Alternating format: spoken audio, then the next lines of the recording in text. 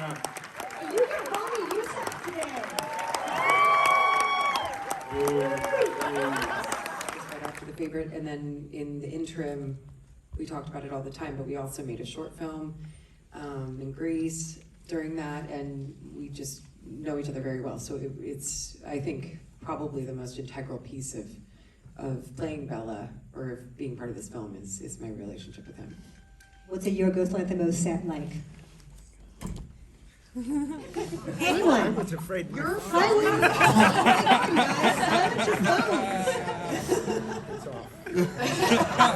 Well, now I'm going to make you answer now, Willem, Yeah. for that. So what's a Yorgos Lanthimos set Sorry, like? I was distracted. I'm sorry. That's okay. What was the question? What was the question? I think you answered it. We're good. I was going to say, what is a Yorgos Lanthimos There are no set like? phones on the set.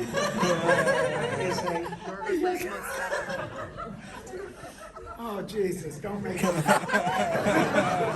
They always turn me into like the eccentric uncle or something. You do it to yourself. You really don't do anything. Because that's sort of my role.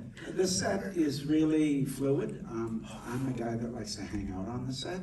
And this set, when you arrive, there's so much to see. There's so much to do. It was an important part into getting settled into the role because the level of detail is extraordinary. So it's so detailed, it kind of tells you what to do, and there's nothing familiar. It's all very specific. So it's really helps you to come to it and have a period that have an imagination that doesn't rely on necessarily your experience, but it's a leap into another world. And when that happens, it gives you a certain kind of energy that is extraordinary. And then we had rehearsals before, and Yorgos is really good at making a company. And everybody was cool. I mean, when we arrived there, I love when you say anything. sorry, I'm going on. It was a sweet set, okay? Yeah.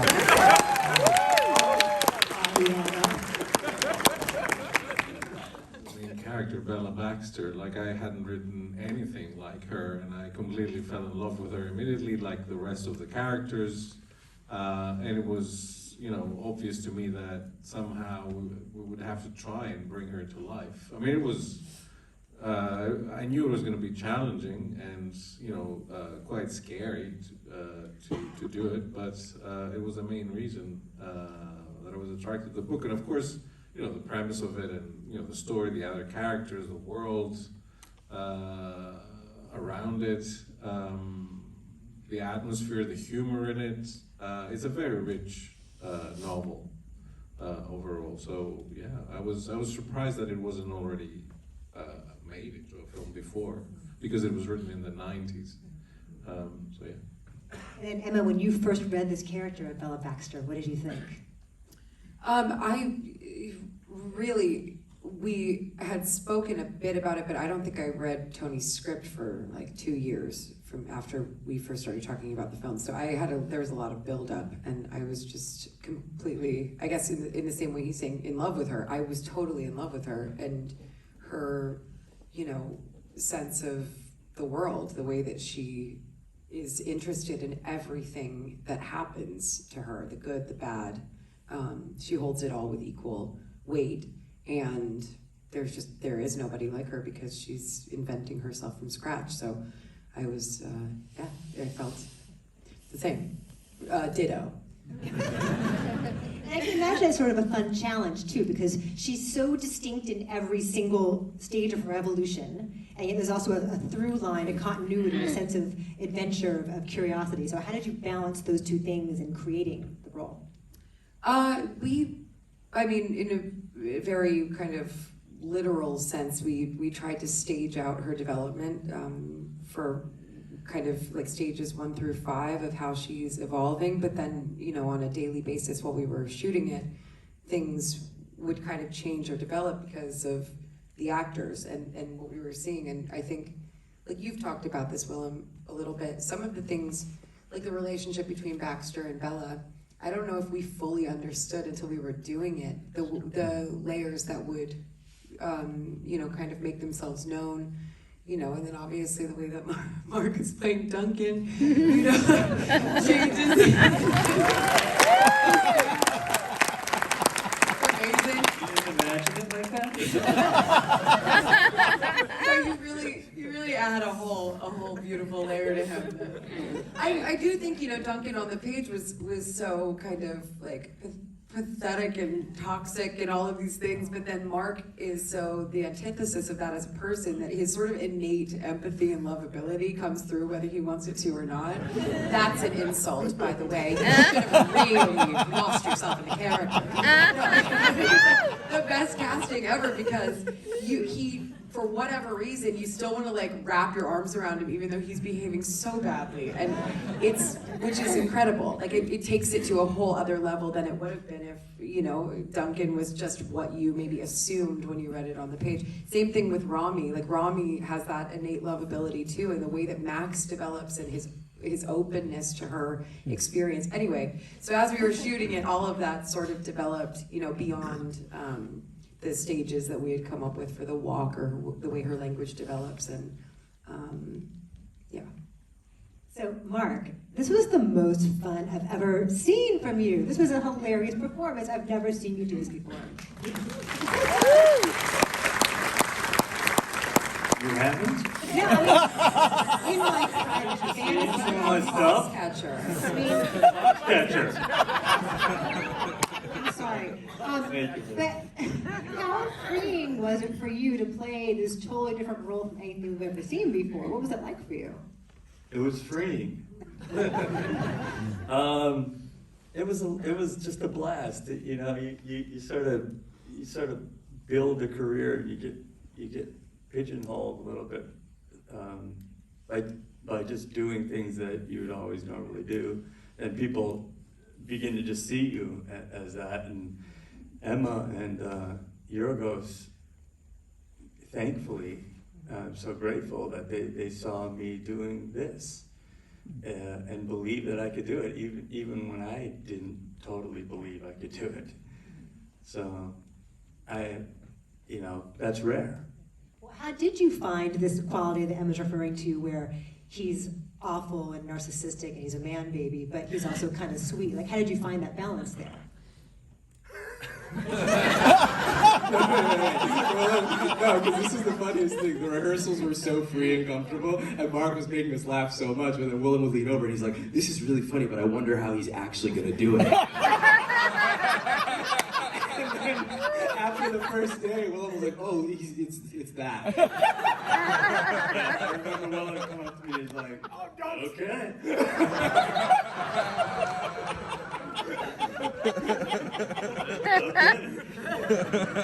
You see, that gang up on me. No, we don't. We love you so Billy. much. I do remember Willem and I made another movie with Yorgos last fall, and he had just seen Poor Things for the first time, and he was like, "You know that Mark, I really didn't think that was what he was going to do at rehearsals." And you know what? He did exactly what he was going to do, you know, what he did for rehearsals, and it fucking worked! It was like, unbelievable! That's crazy. And then Rami, you would crack me up with just the look on your face. Just the reaction shots to you, or the way you say the word, "What?" You are us, you are our conduit. So, and you're also like the source of wisdom and warmth in this really weird world. So how did you find that tone there? It was just playing off of who I was with. I mean, getting to work next to Willem and Emma, it's such a gift, and I think it was a different thing for me to do, but you know, the greatest thing on the set is actually how confident Yorgos is. I mean, I think from the set direction to, it was the most confident energy I'd ever been around, and so you just feel this level of trust that he's gonna tell you if it's not working, you know, and so you just experience it and live it, and you don't really worry about it. So I felt there was just no self-monitoring, and I just got to watch what Emma was doing, what Willem was doing, and I got to have a fun scene with Mark, and so that was really cool. And he'll tell you if it, like, there was one moment where we did a scene and Yorgos came up to me and I was like, "Oh, I'm getting a note," and he was like, "Did you like what you did?" And I said, "No." And then he walks away, and then Willem comes up and he just goes, "That's a really good answer, kid." And then you just guess how to do it better. And I think that's cool too, because it's like, you know, he really shows you how to fish. You know, he's not going to give you the fish. Like, you got to figure it out. Can I say one thing? I never called you kid. And second, Rami was kind of the coolest and the most confident person on the set, to my mind. Yeah. I agree, and also Yorgos would always shoot Rami last because he knew he could just get it in like one take. So it always would be like, all right, it's Rami's turn. All right, he got it. We're moving on. But to the point where I was like, oh, I'm getting cut out. Like I felt like he had assessed at some point that it wasn't working. And the film has so many pieces. I was like, I see how this could just all be on the boat. I was like, you don't want me to try it a different way? And he was like, we've got things to do. So I was probably more excited than anyone here watching the film. I was like, oh, I'm in it.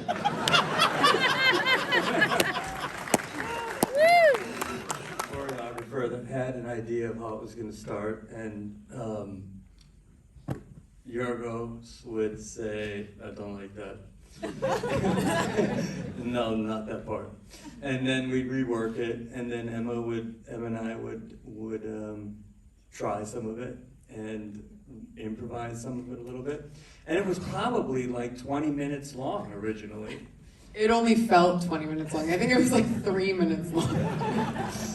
We had to learn all of our moves. We learned it all, and then it was cut down to 30 seconds. Is that all it is 30 seconds? How long It's is it? How long indelible. is it? A minute?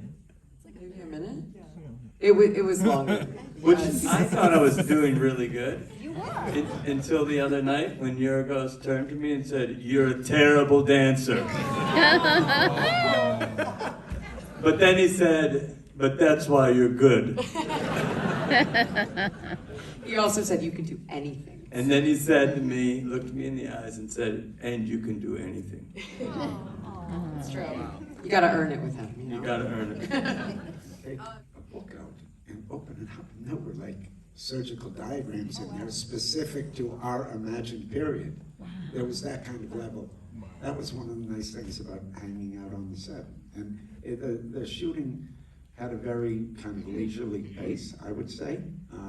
You know, the energy of people in preparation and shooting, there wasn't that much difference. It was kind of steady all the time, so it was really nice to hang out on the set and then be doing these things, looking at stuff, you know, playing with objects, you know, things like that. And then, okay, we got to shoot. You know, you get in place and you start to shoot, and there wasn't that much difference. So you were settled in.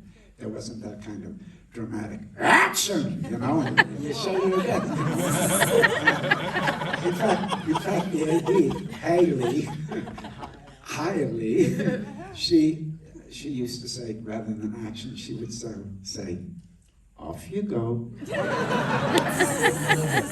Or, and go. Yeah, we've banned action from That was for years. There's no action, there's no marks, there's no, yeah, he doesn't, you don't have that. What are you guys talking about? You.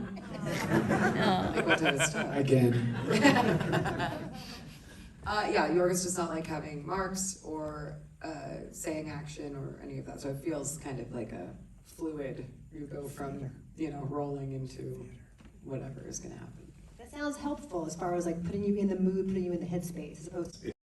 I've said it many times, but you know, you sit in the chair for hours, and you see yourself recede, and something else come forward, and that becomes a really fruitful time to kind of relax into this thing that you're going to be. That's not you anymore.